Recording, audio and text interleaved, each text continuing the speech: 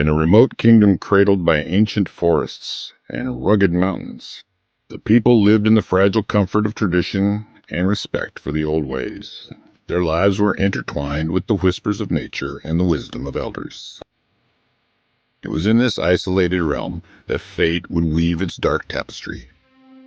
Late one night, under a sky laced with stars and the soft murmur of distant winds,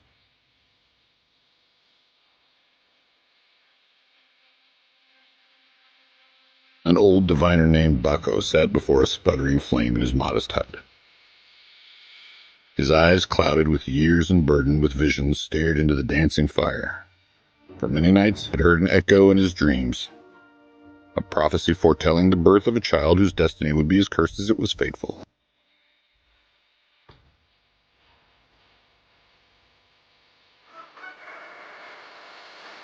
At the break of dawn, as the village stirred and the gentle call of the rooster welcomed a new day, word spread that the queen had given birth. In the quiet of the palace, the infant's first cries mingled with the anxious murmurs of servants and courtiers. But when Baco was summoned to the royal court, his voice, usually so steady, trembled with a foreboding certainty. Great king, this child bears a mark of destiny. The spirits have whispered that he is cursed, a harbinger of ruin. His coming shall bring suffering and darkness upon this land unless fate is diverted. The room fell silent. The king, a proud ruler named Obadiah, frowned deeply as he listened. Though he had ruled with fairness for decades, he was also a man possessed of a fear for the future. A fear that the diviner's words might be a portent of his own downfall. In the days that followed, the palace was rife with tension.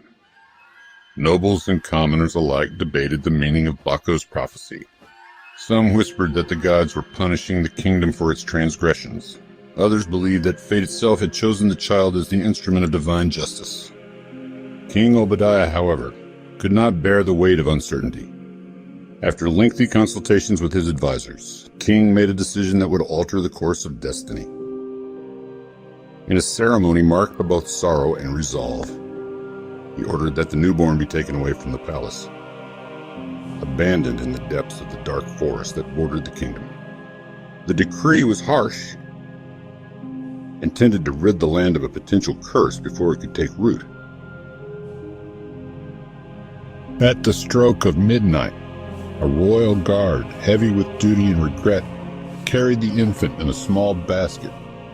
The child's delicate features were hidden beneath a soft cloth, and though the guard's heart was heavy with pity, he dared not question the king's command.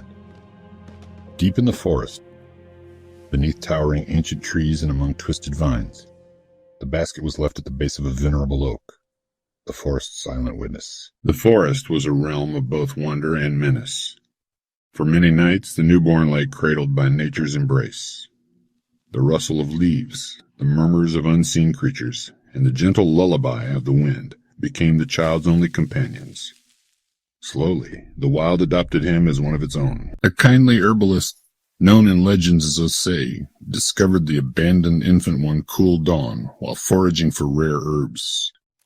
Moved by compassion and a deep belief in the sanctity of life, Osei took the child in and raised him as his own, naming him Nuru, meaning light in an old tongue. Osei hoped that the child might prove that destiny was not sealed by ominous prophecy alone. Under Osei's care, Nuru grew among the forest's mysteries. He learned the language of the birds, the secrets of the medicinal herbs, and the silent rituals of the trees. As he matured, a strange energy began to manifest within him, a supernatural glow in his eyes and a power to command the elements of nature. His abilities, initially subtle, became undeniable. He could summon a breeze on a stifling day, coax a wilted plant back to bloom, and even hear the sorrowful whispers of the forest.